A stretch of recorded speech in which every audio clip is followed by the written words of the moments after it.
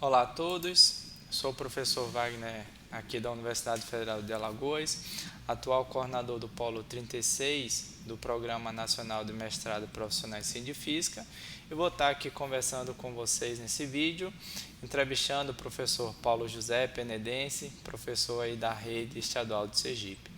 O motivo desse vídeo é atendimento a um convite feito pelo professor Robson, do mestrado profissional, que ele está organizando uma série de vídeos com trabalho de destaque de cada polo que fazem parte do programa. Nesse caso, aqui do polo 36, o trabalho selecionado foi o do Paulo José. Não que esse seja o melhor trabalho do nosso polo, sem dúvida, nós poderíamos citar vários outros trabalhos desenvolvidos pelos professores do nosso polo, que também são trabalhos excelentes, né, feitos aí com os alunos do nosso programa.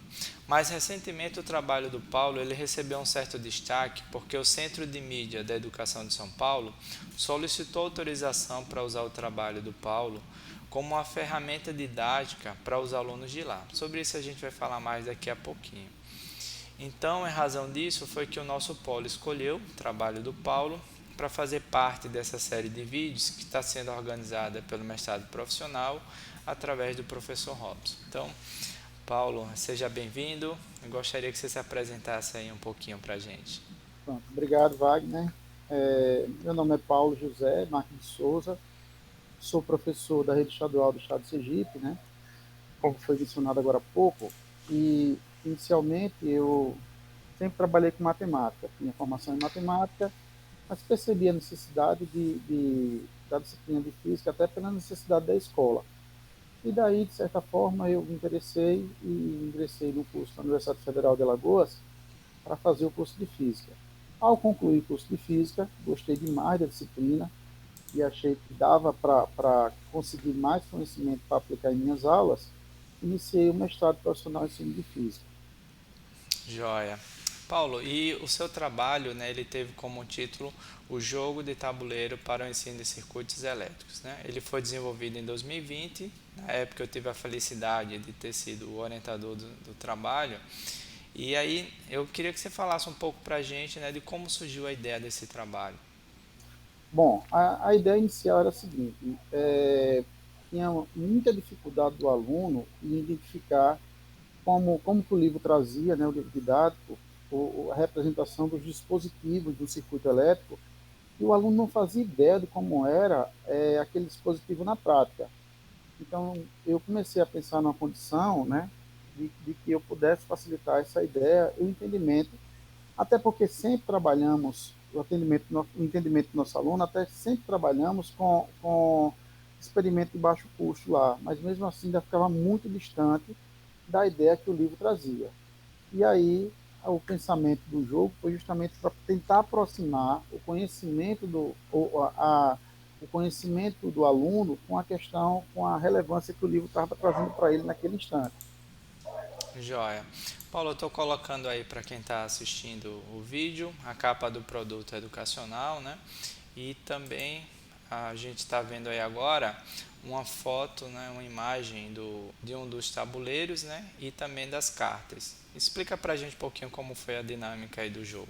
Bom, acontecia da seguinte forma, né? Como foi colocado agora há pouco, né? A necessidade do aluno ter que reconhecer a questão do dispositivo e associar aquela questão que o livro estava trazendo.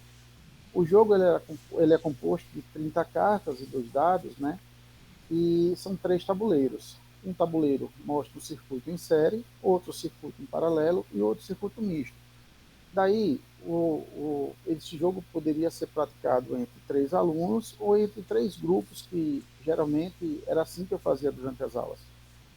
O jogo é um jogo de desafios, né? O aluno ele precisava de um mediador, aí tinha uma quarta pessoa no jogo, ou uma quarta pessoa mediando os grupos, 3 grupos, de modo que era distribuído 3 cartas para cada tabuleiro, para cada jogador ou para cada grupo, de modo que você oferecia uma carta, de certa forma, essa carta ou não lhe interessava para o seu tabuleiro, ou você precisava, ou o seu objetivo era encontrar, você pegar uma carta que de fato fosse muito necessária para o seu jogo, oferecia, lançava os dados, e aí quem tivesse a maior contagem dos dois dados, aí ganhava a carta. De certa forma, existia também duas outras cartas que representava uma curto-circuito, que era uma penalização, e outra era um aterramento, que era uma bonificação. E aí, ao terminar cada rodada, seria distribuída uma nova sequência de cartas e o jogo continuava. Joia. Muito bom, Paulo. E como foi feita a aplicação? Você pode detalhar um pouquinho para a gente? Sim, com certeza. Wagner, inicialmente eu dei o conteúdo de eletrodinâmica, né, para que o aluno tivesse conhecimento prévio daquilo que ele ia encontrar durante o jogo. Tá? Então, assim, dava conteúdo de eletrodinâmica, depois eu apliquei um experimento de baixo custo para que ele entendesse um pouco daquilo na prática, e em seguida eu apliquei o jogo para que ele conseguisse associar aquilo que ele viu no conteúdo, no experimento, e o que ele acompanhava durante os problemas que o livro estava trazendo. E com relação aos principais resultados, o que você observou, o que é que você poderia destacar para a gente com Bom, relação a isso? inicialmente, Wagner, eu fiquei muito preocupado como eles iriam encarar essa questão de ter que aplicar um jogo no final disso tudo. Mas aí eu percebi que a aceitação foi muito legal, né? Um grande percentual, né, em torno de 70%, achou interessante a aplicação do jogo e achou interessante também que aquela aplicação facilitou muito a aprendizagem dele. Então, assim, eu tive uma quantidade muito pequena, porque sempre tem uma certa rejeição da questão de novas práticas de sala de aula. Mas a grande maioria, em torno de 90%, achou muito relevante a aplicação para o entendimento do conteúdo. Ok. E você notou alguma dificuldade? Você notou que a turma, a princípio, teve alguma rejeição com relação à proposta ou todo mundo gostou, de você estar usando um jogo educacional? Bom, primeiro foi uma surpresa, né? Imagine só, você ter que aplicar um jogo numa disciplina como física, que pelo menos para a realidade da escola, física sempre foi ministrada por um professor de matemática, assim como química e outras disciplinas. Imagine só você ter que trazer um jogo, né?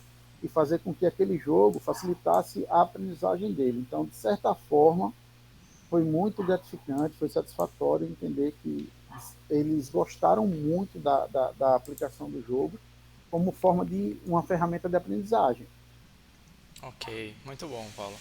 E no início do vídeo, né, eu comentei que a Secretaria da Educação do Estado de São Paulo, né, solicitou autorização para usar o seu trabalho, né?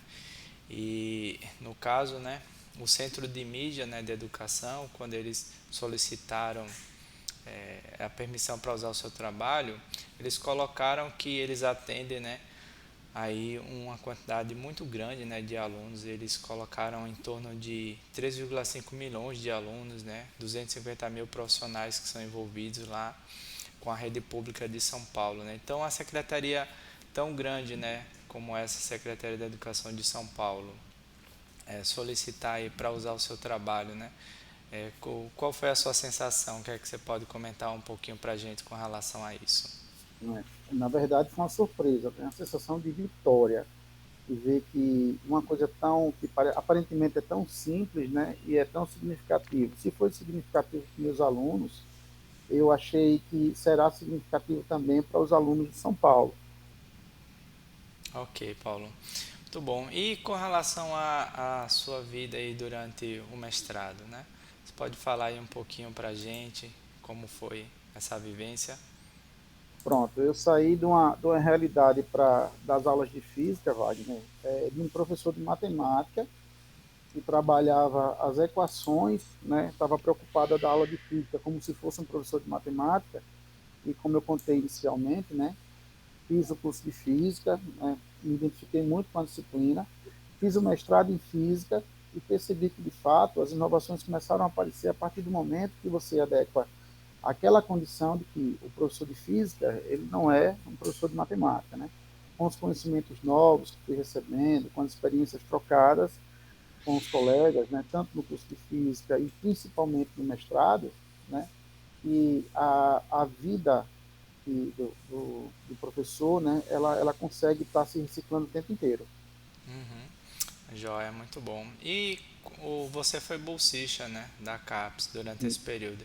E qual foi a importância, né, de você ter tido uma bolsa durante o período que você estava fazendo o mestrado? Wagner, como foi colocado no começo, né, sou penedense, né, sou penedense, moro a 170 quilômetros da Universidade Federal de Alagoas, né, do polo onde eu fiz o mestrado. E foi de fundamental importância, né? Então, assim, imagine só, né, ter que estar deslocando de Penedo para Maceió, né, toda semana, e correndo atrás, né, de estudar o tempo inteiro. A CAPES foi fundamental para que, de fato, essa questão, esse sonho, né, se realizasse, de se tornar mestre e de conseguir terminar o curso. Aham. E com relação às mudanças que o mestrado proporcionou na sua vida, assim, o que é que você pode destacar com relação a esse período, o professor Paulo antes e depois de ter passado aí pelo mestrado profissional em ciência de física? De forma bem significativa, Wagner. Uma coisa é Paulo, professor, né, de matemática, formado em física, formado em matemática, formado em física e mestre em física. Né? As experiências trocadas assim entre os meus colegas de curso, entre os professores, né, entre a vivência do curso em si, foi fundamental para que eu fosse um novo Paulo, um novo professor de física. Foi muito gratificante e foi de fundamental importância esse curso. Ok. E com relação às perspectivas, né? Você continua usando o jogo, você continua aplicando ele no seu dia a dia, como tem sido? Bom, tenho aplicado bastante ainda, viu? E, de certa forma, cria até uma expectativa, porque vai trocando as informações, né? A turma do terceiro ano conversa com a turma do segundo ano, e assim fica na expectativa de quando é que vai ser aplicado o jogo, vai ser quando, vai ser. Aí eu fico, não, a gente precisa concluir a parte do conteúdo primeiro, depois a gente vai ver a parte experimental para poder a gente fazer a aplicação do jogo. Mas a propaganda ela vai saindo de turma para turma, mas tem sido bem gratificante ainda é um sucesso, ainda bem. Que bom, Paulo. Bom, então a gente chega aqui ao final, né, dessa entrevista. Muito obrigado aí pela sua participação. O trabalho, para quem tiver interesse, ele está disponível aí no site que está aparecendo na tela, né? É só entrar no Estudo de Física, o FAO, vai lá em pós-graduação, mestrado profissional em ciência de física. O título do trabalho é Jogo de Tabuleiro para o ensino de circuitos elétricos, e aí você vai lá no ano 2020, autor Paulo José, que você pode baixar o trabalho, né? E quem quiser também pode mandar um e-mail aí para o Paulo, pjmsouza.física@gmail.com, né, Paulo? Que o Paulo vai ter aí o maior prazer em atender e tirar dúvidas. Então, Paulo, quer finalizar, falar alguma coisa nesse final? Bom, é só, Wagner, é o seguinte, estou à disposição de qualquer colega que queira aplicar o jogo, né, para tirar qualquer dúvida, se precisar de alguma explicação sobre alguma situação do jogo, sobre alguma experiência trocada, sobre alguma condição que eu tenha aplicado em sala de aula, que o aluno tenha questionado, estou à disposição de todo mundo, tá? Qualquer coisa, é só entrar em contato e será um prazer falar com qualquer professor, qualquer colega da área. Ok. Muito obrigado, Paulo, mais uma vez. Vocês que ficaram assistindo até agora, não esqueçam aí de curtir o vídeo, né? Porque aí o algoritmo do YouTube vai entender que é um vídeo relevante, vai sugerir também outros vídeos para você, e não se esqueça também de se inscrever aqui no canal, tá? Um abraço para todos.